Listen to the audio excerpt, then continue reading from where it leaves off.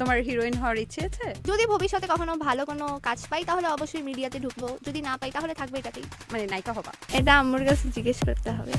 কুমা কুমা মা কুমা কুমা কি কইছে এটা? আমি কি ভুল শুনছি?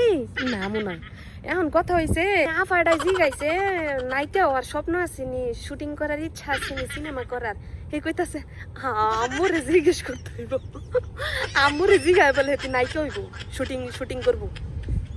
এখন কথা হইলো তুইটা যে সরাইছস এতদিন, তোর মাতে কই আইছিলি? তোর মায় তাইলে জানে সব দিন। আলো বাউজের জি, বাউজ যদি সব জানে দাঁতগুলি লাগাইতাম বুই লাগেছি গা। যাই হোক দাঁত ছাড়াই কথা কই, মানে তোর মা উফ বুঝলাম না, তোর মা না সব জানে।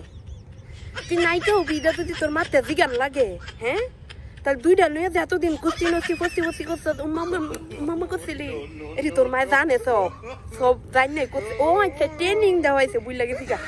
2 দিন পরে নাইকে হবে এটি করার না, একদম না ট্রেনিং দেওয়া হয়েছে। একটা জায়গা 2টা দিয়া, একটা হচ্ছে মরবা, একটা হচ্ছে নাই হান না গো, সমস্যা নাই। শুটিং করতে পারবি, তোর মায়ের জিগান লাগতো না। তোর মাই কি শুধু ইয়া মুভি দেখবো নাকি? তুই নাইকে হলো তো মুভি আমরাও দেখবো, আমরা পারমিশন দিচ্ছি, তোর মার পারমিশন লাগতো না।